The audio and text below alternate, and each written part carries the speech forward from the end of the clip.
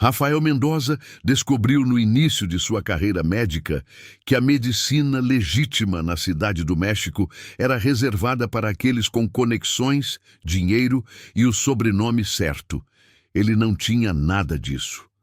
Aos 32 anos, ele era formado em medicina por uma universidade provincial, que os hospitais de elite da capital consideravam com desprezo mal disfarçado.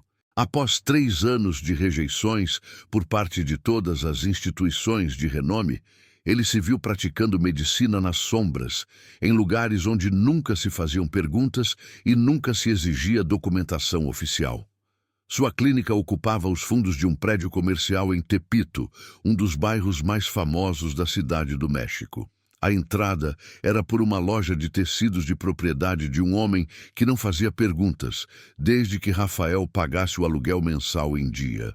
A sala de espera era pequena, mobiliada com cadeiras de plástico e revistas desatualizadas. A sala de exames continha equipamentos que Rafael havia comprado de segunda mão de clínicas falidas. Tudo era limpo, funcional e completamente ilegal. Rafael se especializou em procedimentos que as pessoas não podiam obter pelos canais oficiais. Imigrantes sem documentos que precisavam de cuidados médicos, mas temiam a deportação. Mulheres jovens que buscavam o aborto em um país onde o procedimento continuava sendo criminalizado em muitos estados. Traficantes de drogas que precisavam de tratamento para ferimentos à bala sem boletins de ocorrência. Trabalhadores que haviam se ferido em locais de trabalho onde as normas de segurança eram ignoradas. Ele cobrava o que as pessoas podiam pagar, às vezes aceitando pagamento em bens ou serviços quando não havia dinheiro disponível. Ele entendia os riscos. Operar sem licença significava possível pena de prisão. Tratar criminosos significava possível envolvimento na violência dos cartéis. Mas após anos de pobreza e rejeição, Rafael se convenceu de que estava prestando um serviço necessário àqueles que a sociedade havia abandonado. Ele dizia a si mesmo que era médico antes de tudo, independentemente de onde atuava ou quem eram seus pacientes. Mariana havia se casado com Rafael 5 anos antes, quando ele ainda acreditava que acabaria sendo aceito na comunidade médica legítima. Ela tinha 23 anos na época, era assistente de farmácia e o conhecera quando ele foi comprar suprimentos. Ela se apaixonou por seu idealismo, seu desejo genuíno de ajudar as pessoas, suas mãos gentis e seus olhos sinceros. Eles se casaram em uma pequena cerimônia com a presença de ambas as famílias, que nutriam a esperança de que Rafael logo conseguiria um emprego em um hospital adequado e proporcionaria à filha uma vida confortável de classe média. Essas esperanças foram morrendo gradualmente com o passar dos anos e o acúmulo de cartas de rejeição. Quando Rafael finalmente abriu sua clínica clandestina, Mariana apoiou a decisão, apesar de seus medos particulares. Ela deixou o emprego na farmácia para trabalhar ao lado dele, gerenciando consultas, esterilizando equipamentos e auxiliando durante os procedimentos. Eles moravam em um apartamento modesto a 15 minutos da clínica, mobiliando-o gradualmente conforme suas economias permitiam. A vida deles juntos era construída com base em um propósito comum e na dependência mútua, mesmo que esse propósito existisse fora da lei. O trabalho era exaustivo e, às vezes, traumático. Mariana testemunhou sofrimentos que nenhuma distância profissional poderia tornar suportáveis. Os pacientes chegavam desesperados, muitas vezes com dores intensas, às vezes morrendo. Ela aprendeu a controlar suas emoções, a manter a eficiência calma que o trabalho médico exigia. Mas à noite, deitada ao lado de Rafael em seu pequeno quarto, as imagens voltavam. A adolescente grávida com hemorragia após uma tentativa fracassada de aborto em outro lugar. O operário cujo braço foi esmagado pela queda de um andaime. A vítima de facada que chegou já em choque devido à perda de sangue. Rafael percebia seu sofrimento, mas se sentia impotente para aliviá-lo. Ele a abraçava, sussurrava palavras de conforto, prometia que a situação deles era temporária, que eventualmente algo mudaria para melhor. Nenhum dos dois acreditava mais nisso, mas a ficção proporcionava conforto. Eles desenvolveram rotinas para lidar com o estresse. Domingos de manhã no mercado, comprando legumes frescos e flores. Noites ocasionais assistindo a filmes antigos em seu laptop. Ligações semanais para suas famílias, durante as quais mantinham a aparência de que tudo estava bem.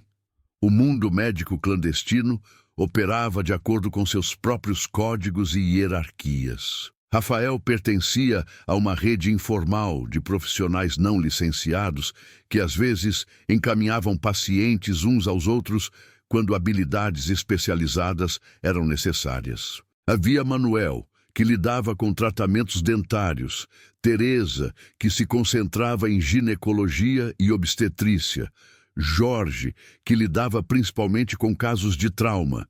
Eles se comunicavam por meio de aplicativos de mensagens criptografadas, se encontravam ocasionalmente em locais neutros para trocar informações e suprimentos e mantinham limites rígidos para proteger uns aos outros caso alguém fosse preso. Por meio dessa rede, Rafael conheceu pessoas de todas as camadas do vasto submundo da Cidade do México. Criminosos de rua, policiais corruptos, traficantes de pessoas, traficantes de drogas em vários níveis da cadeia de distribuição. Ele tratava todos com o mesmo distanciamento profissional, sem fazer perguntas, além do que era medicamente relevante. Ele entendia que a curiosidade poderia ser fatal em seu mundo. Ver o paciente, tratar a condição, aceitar o pagamento, manter o silêncio. Essas eram as regras que mantinham os médicos clandestinos vivos. A presença do cartel era impossível de ignorar. A Cidade do México existia sob a sombra de organizações criminosas rivais, cuja influência se estendia a todos os bairros, todos os negócios, todas as instituições. Pagamentos de proteção, disputas territoriais, desaparecimentos repentinos. Rafael pagava sua cota mensal aos capangas locais, que garantiam que a clínica permanecesse imperturbável. Era simplesmente mais um custo operacional, como aluguel e suprimentos médicos. Ele dizia a si mesmo que esse dinheiro era diferente de trabalhar ativamente para os cartéis, embora soubesse que a distinção era filosófica e não prática. Mariana entendia que eles estavam presos. Ir embora significava abandonar não apenas seu sustento, mas toda a sua identidade. Rafael havia investido demais na clínica para simplesmente fechar as portas. Os pacientes dependiam dele. Os pagamentos mensais a várias partes criavam obrigações que não podiam ser encerradas casualmente. E apesar de tudo, apesar do medo e da exaustão constantes, parte dela continuava orgulhosa do que faziam. Eles ajudavam pessoas que não tinham para onde recorrer. Isso valia alguma coisa, mesmo que não oferecesse proteção contra os perigos que os cercavam. O padrão de suas vidas parecia fixo, imutável. Acordar ao amanhecer, abrir a clínica, atender pacientes até tarde da noite, voltar para casa exaustos, dormir mal, repetir. Os fins de semana traziam apenas uma redução mínima nas horas de trabalho. Férias eram impossíveis. As economias continuavam mínimas, apesar do trabalho constante, consumidas pela manutenção de equipamentos, compras de suprimentos e os vários pagamentos necessários para operar. O futuro se estendia à frente como uma continuação do presente, opressivo e inevitável. Nem Rafael nem Mariana poderiam ter previsto como esse padrão estava prestes a se despedaçar completamente. Nenhum dos dois poderia ter imaginado a cadeia de eventos que começaria com uma ligação de emergência tarde da noite e terminaria em circunstâncias tão terríveis que a morte pareceria a única saída. mas esse conhecimento é misericordiosamente ocultado de nós. Vivemos nossas vidas acreditando que o amanhã será semelhante ao hoje, até o momento em que tudo muda e o mundo que conhecíamos é irrevogavelmente destruído. A ligação veio às 2 da manhã de uma quinta-feira no final de setembro. O telefone de Rafael vibrou na mesinha de cabeceira, sua tela iluminando o quarto escuro. Mariana se mexeu ao lado dele enquanto ele atendia, sua voz rouca pelo sono interrompido. O homem do outro lado da linha falava espanhol com um forte sotaque colombiano, suas palavras curtas e urgentes. Emergência médica. Grave. Dinheiro não é problema. Um endereço em Polanco, um dos bairros mais ricos da cidade do México. Rafael se vestiu rapidamente enquanto Mariana preparava a bolsa médica que mantinham pronta para chamadas de emergência. Essas chamadas tarde da noite eram comuns em seu trabalho, embora raramente viessem de Polanco. Esse bairro era o lar de executivos corporativos, diplomatas estrangeiros e famílias ricas que podiam pagar hospitais particulares com funcionários discretos.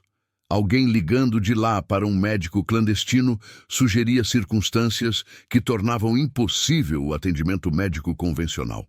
A viagem durou 30 minutos por ruas vazias. O endereço os levou a um prédio de apartamentos moderno, com estacionamento subterrâneo e segurança 24 horas. O guarda os deixou passar sem perguntas, claramente esperando sua chegada. Eles subiram de elevador até o 14º andar em silêncio, ambos revisando mentalmente a lista de equipamentos que haviam trazido e as emergências que poderiam enfrentar. A porta do apartamento se abriu antes que Rafael pudesse bater. Um homem magro, em um terno caro, gesticulou para que entrassem sem dizer nada. O espaço era amplo e minimamente mobiliado, com paredes brancas e móveis de design que pareciam desconfortáveis e pouco usados. 3 outros homens estavam na sala de estar, todos vestidos de maneira semelhante, todos olhando para Rafael e Mariana com olhos inexpressivos e avaliadores. Era claramente um esconderijo, um espaço temporário mantido para fins comerciais e não para moradia. O paciente estava deitado em um sofá de couro com a camisa removida para revelar um ferimento de bala no ombro esquerdo. Ele estava consciente, respirando normalmente, mas o sangue havia encharcado os curativos improvisados que alguém havia aplicado. Ele parecia ter cerca de 30 e poucos anos, com o corpo magro e musculoso de alguém que mantinha seu corpo como uma ferramenta profissional. Seu rosto era marcante, quase bonito, apesar das linhas de dor ao redor da boca e dos olhos. Rafael ajoelhou-se ao lado do sofá e começou seu exame, enquanto Mariana desempacotava os suprimentos. A bala havia entrado logo abaixo da clavícula e saído pelas costas, sem atingir artérias importantes, mas causando danos significativos ao tecido. A ferida tinha várias horas, com base na coagulação do sangue. O paciente teve sorte, alguns centímetros à direita, e ele teria sangrado até a morte antes de conseguir ajuda. O homem que abriu a porta ficou parado perto, observando cada movimento. Seu nome era Antônio, e ele era o tenente do homem no sofá. Enquanto Rafael trabalhava, Antônio explicou a situação com poucas palavras. Seu chefe, Diego Cardona, havia sido emboscado ao sair de uma reunião de negócios. Os agressores estavam mortos. Diego se recusou a ir ao hospital, sabendo que ferimentos à bala exigiam boletins de ocorrência obrigatórios. Ele precisava de um tratamento que não deixasse registros oficiais. Rafael limpou e suturou o ferimento, enquanto Mariana ajudava, entregando-lhe instrumentos e suprimentos com eficiência experiente. Diego permaneceu em silêncio durante todo o procedimento, com a mandíbula cerrada, recusando analgésicos, até que Rafael insistiu que a tensão muscular tornaria o trabalho mais difícil. Só então ele aceitou uma injeção, embora observasse as mãos de Rafael com intensidade suspeita, como se esperasse uma traição. O trabalho levou 90 minutos. Quando Rafael terminou, ele deu instruções para o cuidado do ferimento e antibióticos, alertando que a infecção era o principal risco. Diego precisaria descansar, evitar esforço físico e retirar os pontos em 10 dias. Antônio ouviu com atenção, fez perguntas detalhadas e então entregou a Rafael um envelope contendo 50 mil pesos, mais de 5 vezes o valor normal que ele cobrava por esse tipo de trabalho. Antes de saírem, Diego falou pela primeira vez, com a voz rouca devido à dor e aos medicamentos. Ele queria saber se Rafael era confiável, se compreendia a importância da discrição, se reconhecia as consequências de falar com a polícia ou com rivais. Rafael garantiu que havia tratado muitos pacientes em circunstâncias semelhantes e nunca havia violado a confidencialidade. Diego o estudou por um longo momento. Depois acenou com a cabeça lentamente. Nas semanas seguintes, Rafael voltou 3 vezes para verificar a recuperação de Diego. Cada visita revelava mais sobre o homem e sua organização. Diego Cardona liderava uma operação colombiana de tráfico que transportava cocaína pela cidade do México a caminho dos mercados americanos. Ele se estabeleceu na cidade 5 anos antes, negociando acordos com cartéis locais que lhe permitiam operar sem desencadear as guerras territoriais que consumiram tantos concorrentes. Diego era inteligente, calculista e absolutamente implacável quando necessário. Ele havia sobrevivido em um mundo onde a confiança era rara e a traição era comum, sendo mais cuidadoso, mais estratégico e mais disposto a usar a violência do que aqueles ao seu redor. Mas ele também entendia que um negócio sustentável exigia certos elementos civilizados. Ele pagava bem a seu pessoal, honrava seus acordos e evitava a atenção desnecessária das autoridades. Essa abordagem pragmática o tornou rico e o manteve vivo. Durante essas visitas, Mariana acompanhava Rafael, como sempre fazia. Ela percebeu que Diego a observava, seus olhos escuros seguindo seus movimentos, enquanto ela verificava os suprimentos e limpava os instrumentos. A atenção dele era diferente dos olhares grosseiros que ela ocasionalmente recebia de outros pacientes. Havia uma intensidade nisso. Um interesse focado que a deixava desconfortável de maneiras que ela não conseguia explicar. Diego começou a fazer perguntas. De onde ela era? Há quanto tempo trabalhava com Rafael? Ela gostava do trabalho? Mariana respondia educadamente, mas de forma breve, mantendo uma distância profissional. No entanto, algo na presença de Diego a deixava inquieta. Ele possuía um tipo de carisma que parecia quase gravitacional, atraindo atenção e energia para si mesmo. Mesmo ferido e confinado ao apartamento, ele dominava todos os espaços que ocupava. Na 4ª visita, o ferimento de Diego havia cicatrizado bem. Rafael removeu os pontos e declarou o paciente recuperado, embora recomendasse cautela por mais algumas semanas. Antônio pagou outra quantia generosa a Rafael e perguntou se o médico estaria disponível para necessidades futuras. Rafael concordou, entendendo que recusar criaria problemas, enquanto aceitar o ligaria mais profundamente à organização de Diego. Enquanto se preparavam para sair, Diego abordou Mariana diretamente pela primeira vez. Ele agradeceu pela ajuda com seu espanhol formal e cortês, apesar do sotaque. Em seguida, perguntou se ela e Rafael gostariam de jantar com ele na semana seguinte, quando estivesse totalmente recuperado. Um gesto de agradecimento, explicou. Nada formal, apenas uma refeição em um bom restaurante. Mariana olhou para Rafael, que hesitou apenas brevemente antes de aceitar. Recusar um convite como esse de alguém como Diego poderia ser interpretado como desrespeito. Eles combinaram a data e a hora e saíram do apartamento com uma estranha tensão pairando entre eles. No carro, Rafael segurou o volante com força. Mariana olhou pela janela para as ruas que passavam.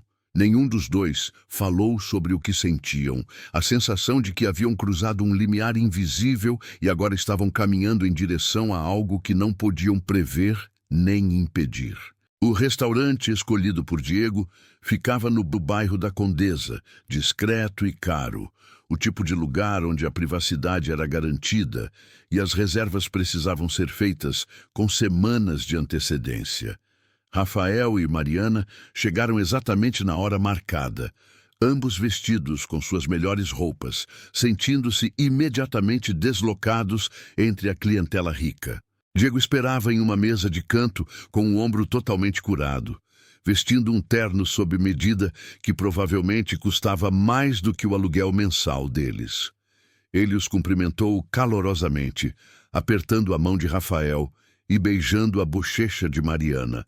Como é costume no México, Antônio sentou-se em uma mesa próxima com outros 2 homens, perto o suficiente para intervir se necessário, mas longe o suficiente para dar a ilusão de privacidade. Diego pediu vinho sem consultá-los, um Malbec argentino que o sommelier trouxe com cuidado reverente. A conversa começou de forma bastante segura. Diego perguntou sobre o trabalho deles, suas vidas, como se conheceram. Rafael respondeu à maioria das perguntas, relaxando gradualmente à medida que o vinho fluía e Diego se mostrava um anfitrião encantador. Ele contou histórias sobre a Colômbia, sobre ter crescido em Medellín durante os anos violentos, sobre ter vindo para o México em busca de oportunidades que seu país natal não podia mais oferecer. Ele os fez rir com observações sobre os costumes mexicanos que confundiam os estrangeiros, sobre suas dificuldades em aprender a gíria local e lidar com o trânsito impossível da cidade. Mas Mariana percebeu com que frequência a atenção de Diego voltava para ela. Ele perguntou sobre sua família, sua infância, seus sonhos antes de começar a trabalhar na clínica. Suas perguntas eram pessoais, mas não invasivas, feitas com interesse que parecia genuíno. Ela se viu respondendo mais livremente do que pretendia, falando sobre a farmácia onde trabalhava, sobre querer estudar enfermagem antes que as realidades financeiras tornassem isso impossível, sobre a diferença entre a vida que imaginava e a vida que agora vivia. Diego ouvia com atenção concentrada, ocasionalmente fazendo perguntas complementares que demonstravam que ele estava realmente ouvindo suas palavras. Fazia anos que ninguém ouvia Mariana dessa maneira. Rafael a amava, mas estava exausto, consumido pelas demandas da clínica. Suas conversas haviam se tornado funcionais, focadas em problemas imediatos, em vez de pensamentos ou sentimentos mais profundos. A atenção de Diego parecia luz do sol após uma longa escuridão. A refeição durou 3 horas. No final, eles haviam consumido 2 garrafas de vinho e Diego insistiu em pedir sobremesa e café. Ele pagou a conta sem permitir que Rafael sequer tocasse em sua carteira, dispensando seus protestos com um aceno casual. Lá fora, o motorista de Diego esperava com um SUV preto. Ele se ofereceu para levá-los para casa, o que eles aceitaram, relaxados demais pelo vinho para recusar. No veículo, Diego sentou-se ao lado de Mariana, enquanto Rafael ocupou o banco do passageiro da frente. A conversa continuou, embora agora mais tranquila, mais íntima. Diego falou sobre solidão, sobre como seu trabalho dificultava conexões genuínas, sobre sentir falta da família que havia deixado para trás na Colômbia. Mariana sentiu suas palavras tocar algo dentro dela, um reconhecimento de isolamento compartilhado. Ela também se sentia sozinha, apesar de ser casada, apesar de trabalhar ao lado de Rafael todos os dias. Quando chegaram ao prédio de Rafael e Mariana, Diego os acompanhou até a entrada. Ele agradeceu novamente a Rafael pelo excelente atendimento médico e então se virou para Mariana. Ele pegou sua mão gentilmente, segurando-a talvez um pouco mais do que o necessário. Ele disse que tinha sido um verdadeiro prazer conhecê-la, que ela era claramente uma pessoa excepcional e que esperava que todos pudessem jantar juntos novamente em breve. Naquela noite, deitada na cama, Mariana relembrou a noite em sua mente. Ela se sentiu culpada por ter gostado tanto da atenção de Diego, pela pequena emoção que sentiu quando ele segurou sua mão. Ela disse a si mesma que isso não significava nada, que estava sendo tola, que Diego era um criminoso perigoso que lhes mostrou cortesia por motivos profissionais. Mas o sono demorou a chegar e seus sonhos foram confusos. Diego ligou para Rafael 3 dias depois com uma pergunta médica sobre seu ombro. A conversa foi breve e profissional, mas no final ele perguntou se Rafael e Mariana poderiam se juntar a ele para um café naquele fim de semana. Ele ainda estava conhecendo a cidade e gostaria de ter moradores locais experientes para lhe mostrar lugares interessantes. Rafael concordou sem consultar Mariana, vendo apenas uma oportunidade de manter boas relações com um cliente valioso.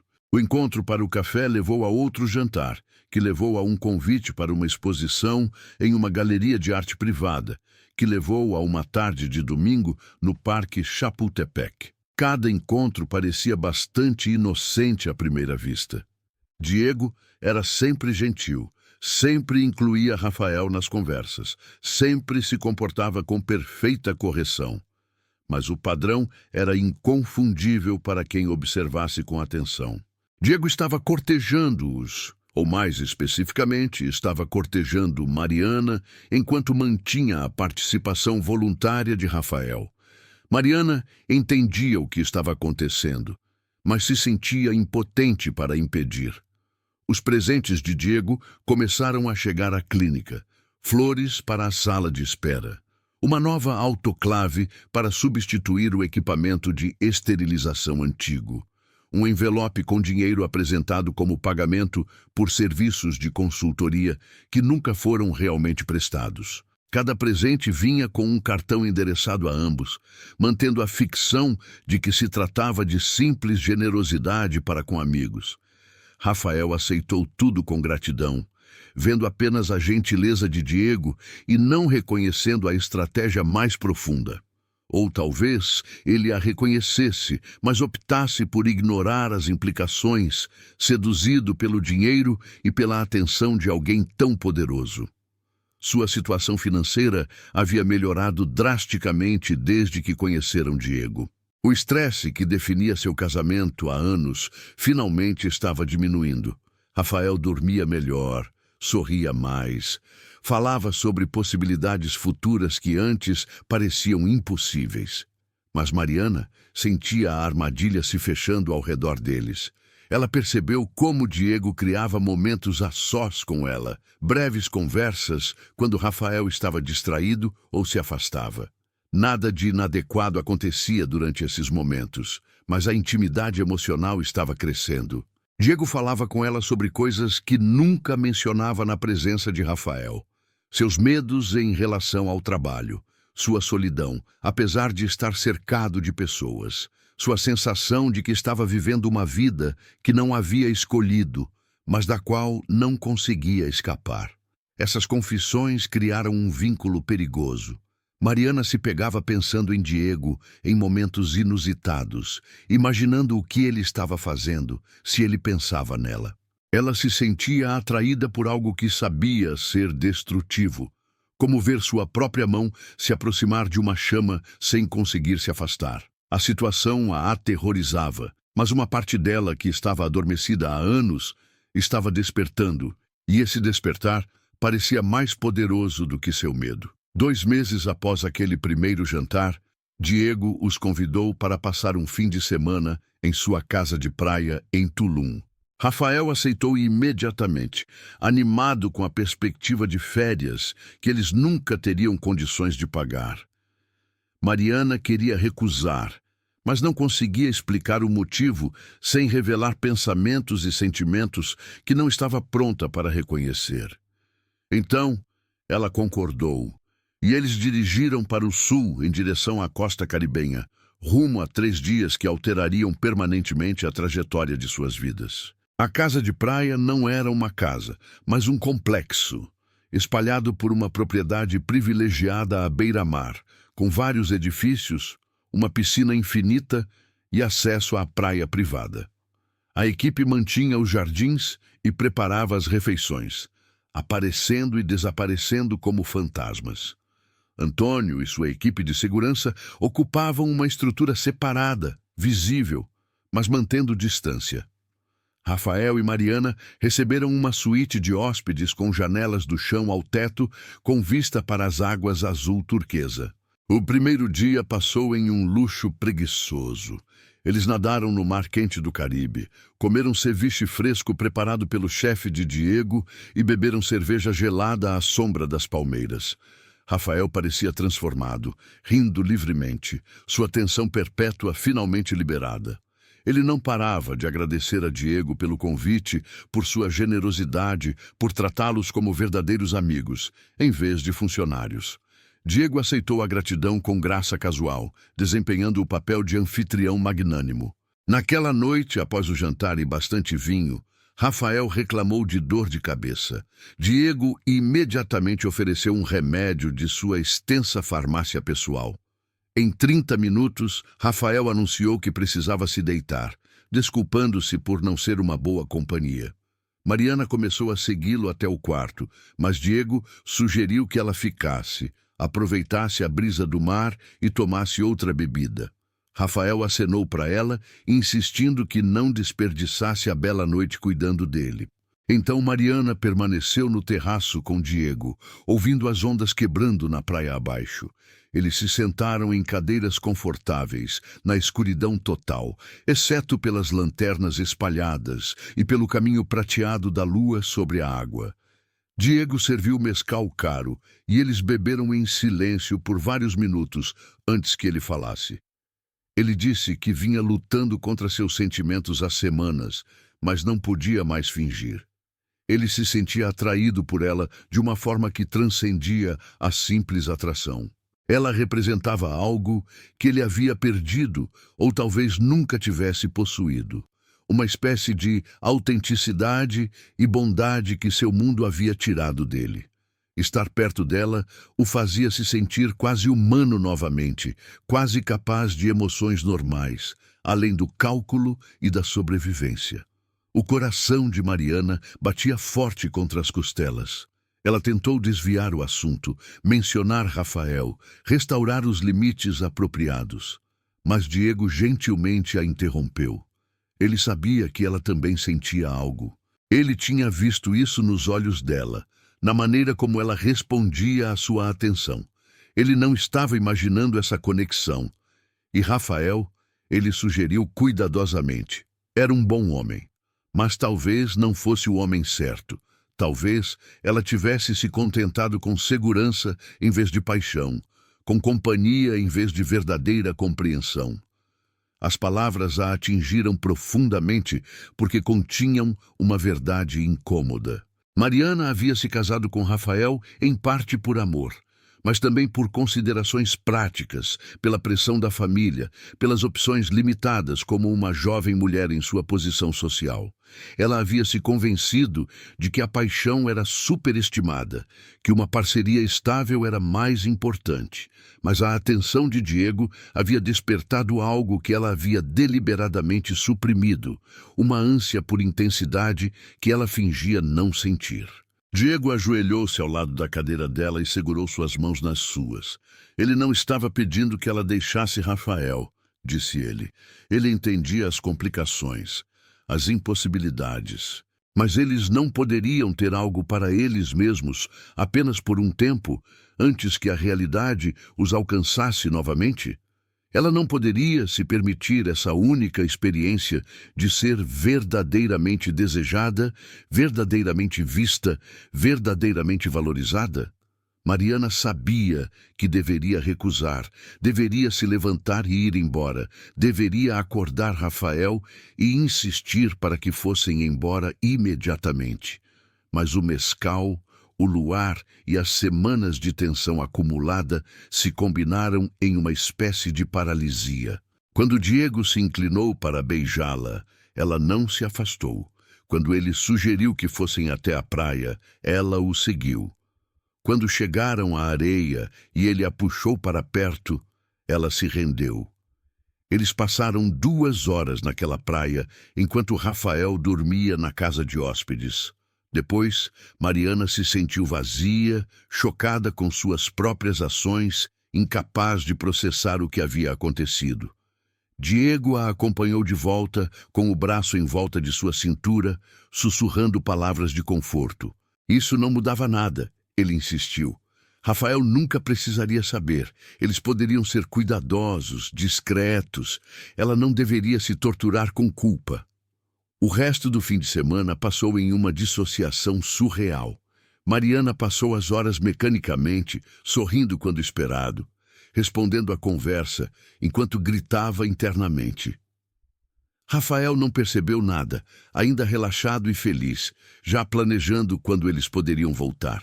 Diego se comportou como sempre, charmoso e atencioso com os dois igualmente, sem dar sinais de que algo havia mudado. Mas tudo havia mudado. Durante a viagem de volta à cidade do México, Mariana olhou pela janela e compreendeu que havia destruído seu casamento, traído a única pessoa que sempre esteve ao seu lado, cruzado uma linha que nunca poderia voltar atrás.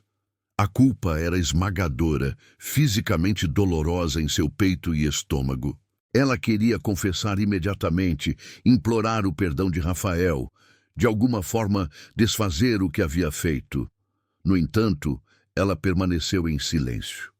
Em parte por covardia, em parte por saber que a confissão destruiria a felicidade de Rafael e a vida que tinham juntos. Em parte por uma terrível certeza de que Diego não desapareceria simplesmente se ela tentasse terminar tudo. Ela tinha visto o suficiente no mundo médico clandestino para entender como o poder funcionava, como homens como Diego reagiam à rejeição. Ela estava presa por sua própria fraqueza e pela força dele. Diego ligou para o telefone pessoal dela 2 dias depois. Um número que ele não deveria ter. Ele precisava vê-la, disse ele, sozinha, apenas para tomar um café, apenas para conversar. Mariana recusou, com a voz trêmula. Ela havia cometido um erro terrível. Isso não poderia acontecer novamente. Ela amava o marido. Diego ouviu pacientemente, depois fez uma pergunta simples. Ela realmente queria que ele parasse de ligar? Ela realmente queria nunca mais vê-lo? Após um longo silêncio, Mariana sussurrou que não. Eles começaram a se encontrar 2 vezes por semana em um hotel em Roma Norte. Diego alugava uma suíte mensalmente, mantendo-a especificamente para seus encontros. Mariana disse a Rafael que havia aceitado um emprego de meio período fazendo inventário para uma rede de farmácias. Trabalho que exigia viagens ocasionais pela cidade. Rafael aceitou essa explicação sem questionar, satisfeito por ela ter encontrado uma renda adicional e um propósito além da clínica. O caso continuou por 3 meses. Mariana vivia em constante tormento psicológico, desprezando a si mesma, incapaz de parar, sentindo sua identidade se fragmentar em pedaços incompatíveis. Ela era a esposa fiel em casa e a amante no hotel. Ela era a mulher que amava Rafael e a mulher que o traía repetidamente. A dissonância cognitiva era enlouquecedora, mas ela não conseguia encontrar forças para acabar com isso. Diego, por sua vez, tornou-se cada vez mais possessivo. Ele queria mais do tempo dela, mais da atenção dela. Começou a insinuar que ela deveria deixar Rafael, que ele poderia sustentá-la, que eles poderiam construir uma vida real juntos. Essas sugestões aterrorizavam Mariana mais do que qualquer outra coisa. Ela não amava Diego. Ela era viciada na atenção dele, presa por sua própria fraqueza e pela manipulação dele, mas não o amava. No final de janeiro, a menstruação de Mariana não chegou. Ela esperou uma semana, depois outra, a negação lutando contra a certeza crescente. Finalmente, ela comprou um teste de gravidez em uma farmácia longe do bairro onde moravam. O resultado foi imediato e definitivo. Ela se sentou no chão do banheiro da suíte do hotel e chorou enquanto Diego a abraçava, com o rosto indecifrável. A reação inicial de Diego foi o silêncio. Ele se sentou na cama do hotel enquanto Mariana permanecia no chão do banheiro, o teste positivo ainda apertado em sua mão trêmula. Quando ele finalmente falou, sua voz era comedida, cuidadosamente controlada. Ele perguntou em que fase ela achava que estava. Mariana calculou 8 semanas, talvez 9. Ela estava tão consumida pela culpa e pelo medo que não havia percebido os primeiros sinais. Diego se levantou e começou a andar de um lado para o outro, sua mente claramente trabalhando em cenários e complicações. Finalmente, ele se virou para ela com uma expressão que misturava ternura e cálculo. Ele queria que ela tivesse o filho. Ele nunca tinha tido filhos, nunca se permitiu essa vulnerabilidade dada à sua profissão. Mas agora, perto dos 40 anos, ele se viu desejando algo além de dinheiro e poder. Ele queria um legado, uma conexão, algo que durasse mais do que ele. Mariana olhou para ele incrédula. Ter o filho? Como ela poderia ter um filho dele enquanto era casada com Rafael? A logística era impossível, mesmo antes de considerar a catástrofe moral. Diego descartou suas objeções com a confiança de alguém acostumado a resolver problemas com força de vontade e dinheiro. Ela deixaria Rafael. Diego a instalaria em um apartamento seguro, forneceria tudo o que ela precisasse. A criança não teria falta de nada. Ela recusou imediatamente. Não podia deixar Rafael, não podia destruí-lo dessa forma, e não podia criar uma criança nascida da traição. Não podia olhar para essa criança todos os dias e ver a pior coisa que já tinha feito se materializar. A expressão de Diego endureceu. Ele estava oferecendo a ela uma vida com que a maioria das mulheres sonharia: segurança, riqueza e sua proteção. A recusa dela parecia não apenas tola, mas insultante. A discussão se intensificou. Diego a acusou de usá-lo, de tratá-lo como entretenimento enquanto mantinha seu casamento seguro. Mariana rebateu que nunca havia desejado nada disso, que ele a havia perseguido incansavelmente, que a havia manipulado para que tivessem um caso. Os olhos de Diego ficaram frios de uma forma que ela nunca havia visto antes. Ele a lembrou calmamente que ela tinha escolhas a fazer e que deveria considerá-las com muito cuidado.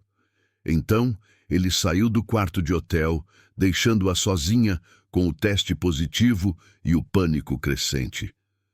Mariana entendeu que tinha 3 opções, cada uma impossível de maneiras diferentes. Primeiro, ela poderia ter o filho e dizer a Rafael que era dele. Mas Rafael conhecia sua agenda íntima com precisão. Ele calcularia as datas da concepção e saberia que algo estava errado. E a criança poderia herdar as características distintivas de Diego, seu tom de pele mais escuro, seu físico. O engano acabaria falhando. Segundo, ela poderia confessar tudo a Rafael e implorar por seu perdão. Mas o orgulho de Rafael ficaria irremediavelmente abalado. Sua identidade era construída sobre ser o provedor, o protetor, a única constante na vida dela. Descobrir que ela o havia traído com alguém mais rico e poderoso destruiria algo essencial nele. E Rafael tinha acesso a equipamentos cirúrgicos, medicamentos, instrumentos. Em sua devastação, ela temia o que ele poderia fazer a Diego, a si mesmo ou até mesmo a ela. Terceiro, ela poderia interromper a gravidez. Rafael realizava abortos regularmente na clínica. Ela poderia pedir que ele fizesse o procedimento sem explicar o motivo, alegando falha na contracepção. Mas Rafael faria perguntas, iria querer discutir se eles estavam prontos para a paternidade, iria perceber que algo estava errado, E apesar de tudo, uma parte profunda dela recuava diante da ideia de interromper a gravidez sem que Rafael soubesse a verdade. Por 2 semanas, Mariana viveu em uma indecisão paralisante. Ela evitou as ligações e mensagens de Diego. Ela seguia sua rotina diária na clínica como um autômato, auxiliando Rafael enquanto o segredo crescia dentro dela. Ela perdeu peso, dormia mal e se assustava com ruídos repentinos. Rafael percebeu seu sofrimento, mas atribuiu isso ao excesso de trabalho e ao estresse. Ele sugeriu que ela tirasse alguns dias de folga, descansasse e deixasse que ele cuidasse sozinho da clínica. Ela recusou, apavorada de ficar sozinha com seus pensamentos. Diego apareceu na clínica em uma quarta-feira à tarde, entrando pela porta como qualquer outro paciente. Sua presença eletrizou o ambiente com tensão. Ele disse a Rafael que estava com dores de cabeça, possivelmente relacionadas a uma antiga lesão no ombro. O médico poderia examiná-lo? Rafael, sem suspeitar de nada e ansioso para ajudar seu amigo e benfeitor, concordou imediatamente. Enquanto Rafael preparava a sala de exames, Diego encontrou Mariana sozinha no armário de suprimentos. Ele a encostou nas prateleiras, bloqueando sua fuga com o corpo. Ele disse que o tempo estava se esgotando. Decisões precisavam ser tomadas. Se ela insistisse em interromper a gravidez, ele queria que fosse feito de forma adequada, em uma clínica de verdade, não na clínica clandestina de Rafael. Ele providenciaria tudo, pagaria por tudo, mas ela precisava decidir agora, hoje. Mariana sentiu as paredes se fechando. Ela sussurrou que precisava de mais tempo, precisava pensar com clareza. A paciência de Diego estava claramente esgotada. Ele disse que ela tinha até sexta-feira para decidir. Depois disso, ele tomaria as decisões por ela.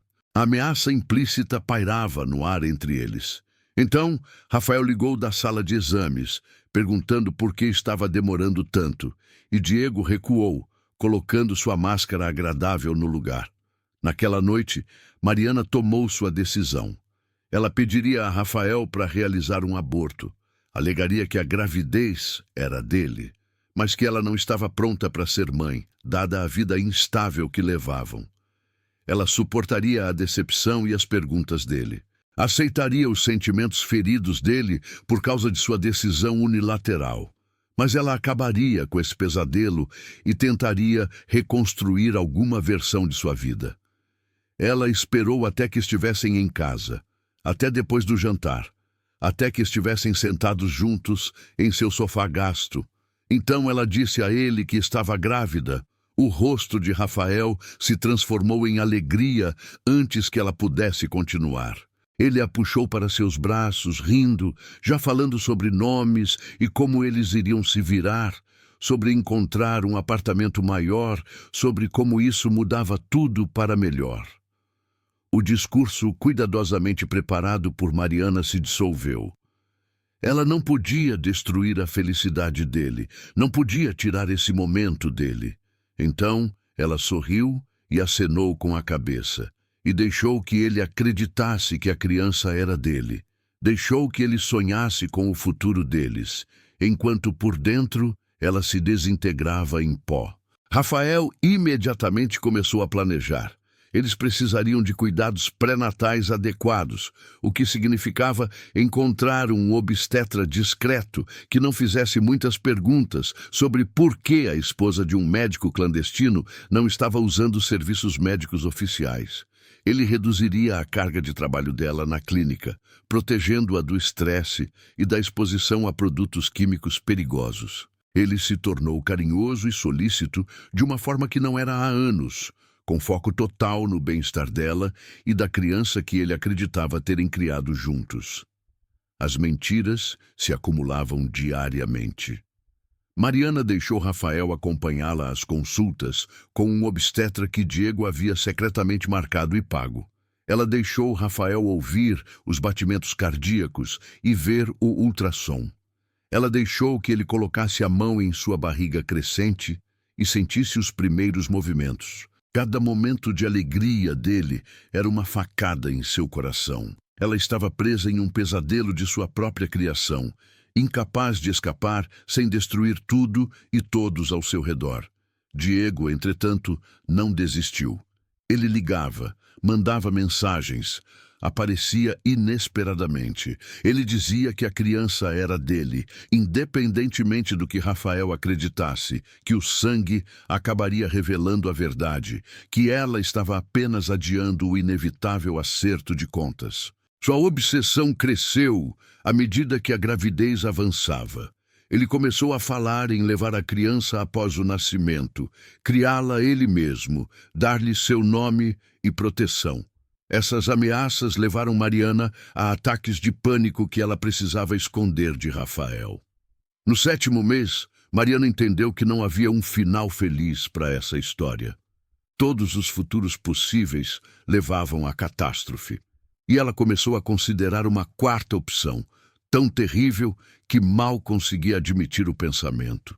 Mas com o passar dos dias, a pressão aumentando e as mentiras se tornando insuportáveis, essa opção sombria começou a parecer a única saída. O plano se formou lentamente na mente de Mariana ao longo de semanas de noites sem dormir. Ela fingiria um aborto espontâneo no final da gravidez, algo traumático o suficiente para explicar a perda da gravidez, mas não tão grave a ponto de Rafael insistir em cuidados hospitalares. Ela pesquisou complicações, estudou sintomas, calculou riscos. Era insano e perigoso, mas todas as alternativas pareciam piores. Rafael ficaria de luto, mas nunca saberia a verdade. Diego não teria um filho para reivindicar. O pesadelo acabaria, mas Diego descobriu sua intenção antes que ela pudesse agir. Antônio estava vigiando a clínica, monitorando seus movimentos, relatando tudo. Quando Mariana comprou medicamentos que poderiam induzir o parto prematuro, Diego soube imediatamente. Ele apareceu em seu apartamento uma tarde, quando Rafael estava na clínica, entrando com as chaves que ele havia conseguido de alguma forma. Sua raiva era fria e controlada, mais assustadora do que gritos teriam sido. Ela estava planejando matar seu filho. Seu filho. Ela entendia o que isso significava. Ela compreendia o que ele fazia com pessoas que o traíam dessa forma. Mariana recuou contra a parede, suas mãos instintivamente protegendo sua barriga inchada. Ela tentou explicar, fazer com que ele entendesse a impossibilidade da situação deles. Diego a interrompeu. Não haveria aborto, nem aborto espontâneo, nem perda de seu filho. Ele garantiria isso. A ameaça era clara. Se ela tentasse interromper a gravidez, haveria consequências. Não apenas para ela, mas para Rafael. Diego poderia criar problemas para um médico sem licença. Batidas policiais, prisões, coisas piores. Rafael perderia tudo. Possivelmente sua liberdade, possivelmente sua vida. Ela queria isso em sua consciência, além de tudo o mais? Mariana desabou em uma cadeira derrotada. Ela perguntou o que Diego queria dela. A resposta dele foi simples. Ela deixaria Rafael dentro de uma semana. Ela se mudaria para um apartamento que Diego já havia garantido. Ela teria o filho sob supervisão médica adequada. Depois, eles discutiriam os acordos de custódia.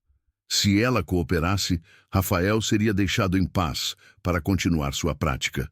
Se ela se recusasse, Rafael seria destruído. Naquela noite, Mariana contou tudo a Rafael. Ela não aguentava mais as mentiras, não aguentava mais vê-lo se preparar para um filho que não era dele.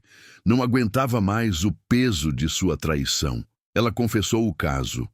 A verdadeira paternidade da gravidez, as ameaças e exigências de Diego. Ela chorou e implorou por perdão, sabendo que não o merecia. A resposta de Rafael foi pior do que raiva. Ele ficou completamente em silêncio, seu rosto perdendo a cor. Ele se levantou e foi para o quarto, fechando a porta.